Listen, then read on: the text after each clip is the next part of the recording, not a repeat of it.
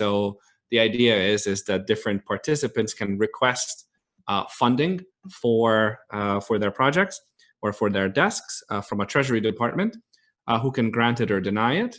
And once those funds have been allocated, they can be used to spend on items.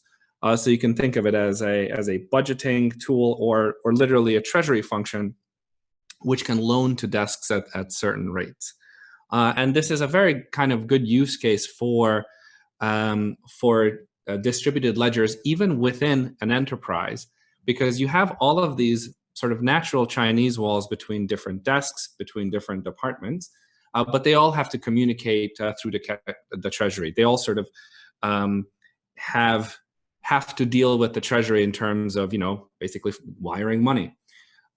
So we wrote a multi-party application. It took about an hour or so. We've then created this front end for it. It's not very attractive or anything like that, but hopefully it gets the idea across. And then we deployed it on our cloud environment. So if you'd like to play along, what I'll do is, and what we'll do is basically, give and spend money. So hopefully it should be a little fun. But what I'll do is I'll send out a URL that you can go to. Let's see, where's the chat? I'll send out a URL that you can all go to. Yeah, and maybe when you paste it, just make sure it says sending to all attendees. Yep, all panelists and attendees, right? Yeah, yeah. Okay. Did you guys get it? Okay, and hopefully it should take you to a website that looks like this. You may have to create a DAML login, and the easiest way to do that is to use your Google account or something like that. Don't worry, we're not collecting passwords or anything like that. Once you've created a DAML account, you'll actually be created automatically a user, which is going to have something descriptive and not random at all, like this on the top. If you'd like to receive some money from me in this case, go ahead and please send me your user ID once you've logged in, and I'll be able to sort of give you money, and then you'll be able to spend it, and you'll be able to give it to other participants if they're willing to give up their user ID within the chat. So go ahead and go to the website I just sent out, the EXUMS, etc., etc. Here we go. I got Bart here. Bart, yeah. Okay. So what I will go ahead and do is, so I have just a disclaimer. This is not real money, right? Oh, is it? Isn't it? No, it's not. So let's see. I'll split off 10,000 over here. And here we go. Here's the 10,000. Let me go ahead and give it to this ID. And hopefully you'll receive that. Yep, okay, you got that. So, and by the way, you can see this is the accounts that I'm giving to here. So this is my overall treasury amount. That's how much has been minted. And you can see that it's issued and owned by different people. Okay, so let me see. So here's another 10,000. Let me give some more.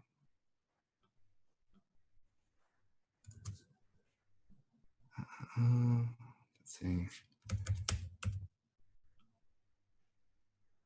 Right. Cool. So let's go ahead and give this out here.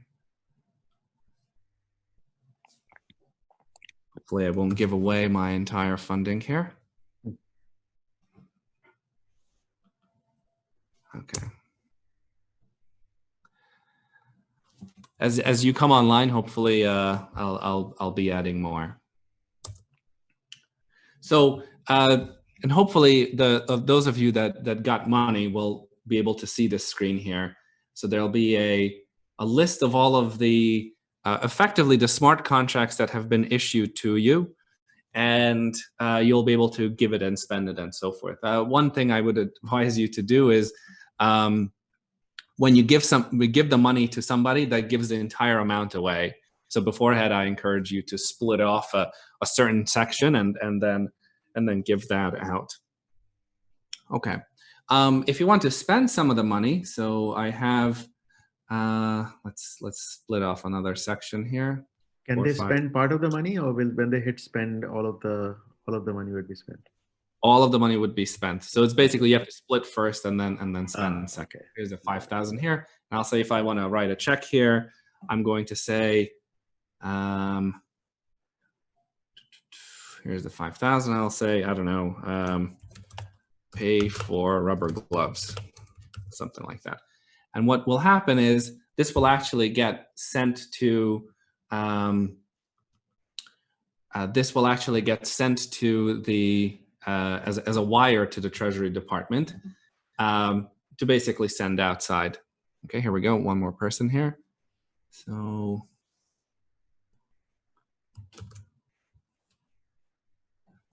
I'm going to, let me split off some more money here.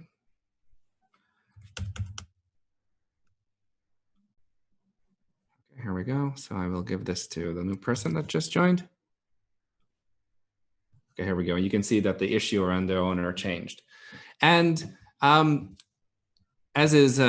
might be obvious at this point, there's a distributed ledger in the background of this, which is keeping track of all of the different spends and the different amounts. So let's see. Did I accidentally give all my money away? No, I did not. That's good. So some of the money I have, so let me split off some more. Let's split off $2,000. There's $2,000. Let's say,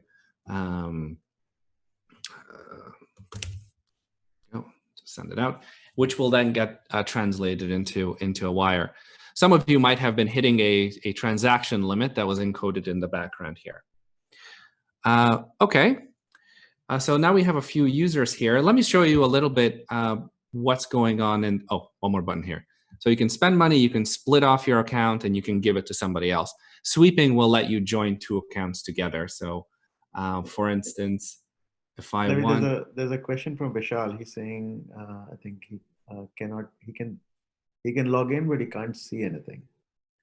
You can log in. Did you give me your username yet? Oh, no, I didn't give you any money. That's why. Yeah. So let's give him some money. Yeah, Vishal, I think you have to copy that user ID, which shows up on the right-hand side of your screen on the top. And oh, there's two Vishal.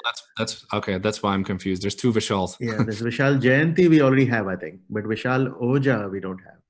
Okay. Okay. So let's split off some more money for that. Here's $10,000, and then let's give it over here. Okay. And Zach, I'm not sure if Zach has pasted his party ID yet. Vishal J, did you get your money? Actually, I know for a fact that you did get your money because there is an indisputable ledger behind this, which is now our shared source of truth. And you spent it immediately. Well done. Well done. So he needs more. Actually, you did not. You did not spend the money yet. You're still at 10,000 actually. So the point is, oh, you transferred it to somebody else. Okay, that's possible. Let's see. The point is, all of us now have a shared source of truth about who's giving money to what and so forth. However, none of you all can see anybody else's transactions, right? You can only see yours, and I, as the treasurer, and therefore the person basically lending these or giving these lines of credit out, I can see everything, of course. And even in cases where you've given the ownership away to somebody else. Okay, so this is just a kind of a toy example of what we can do with this. Oh, that's right. Yep, good point to from Manish there. You need to send me this ID if you want money.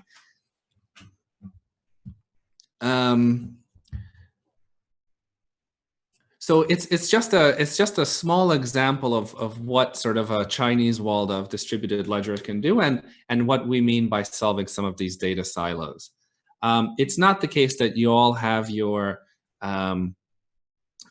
it's not the case that you all have a copy of this ledger running somewhere, but you are authenticated with that user that you logged in as, and you are granted certain protection. So nobody can take your money away from you, even if I know as the treasurer that it's the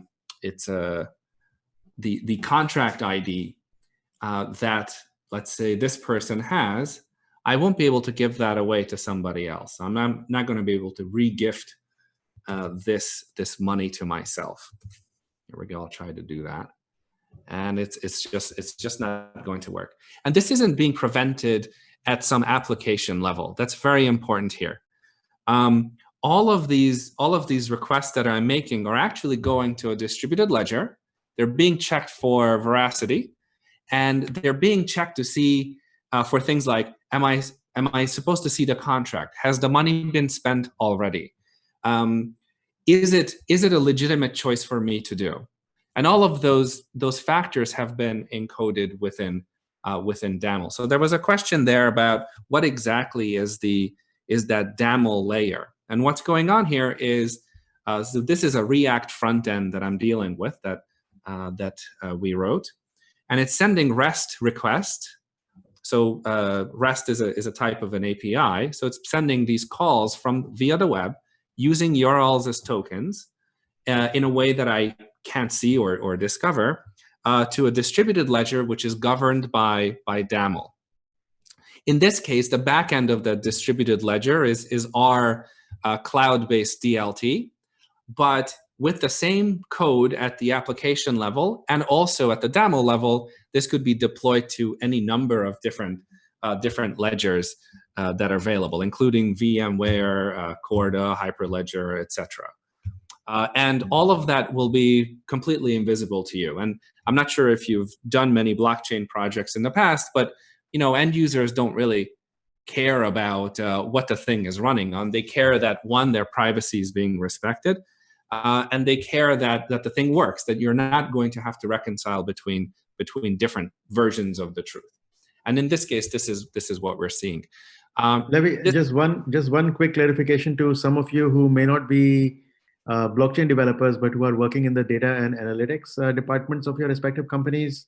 You need not run these models on a blockchain, but you can also run them within your enterprise on a database, and that's what gives you the multi-party, the power of DAML within the enterprise. That's right.